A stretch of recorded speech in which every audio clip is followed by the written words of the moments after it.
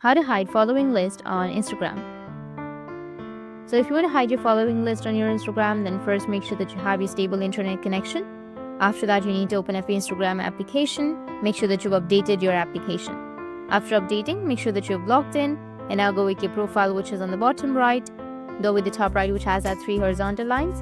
And now you need to scroll down and go with help. Under help, you need to go with report a problem, and then tap on report problem without shaking, and it will prepare a bug. You can tap on include or don't include, and here you need to briefly explain what happened and what's not working. So if you want to hide your following list, then you need to just type, "Hi Instagram team, I want to hide my following list. Please help me to hide my following list."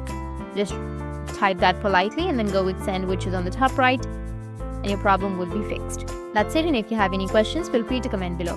Thanks for watching.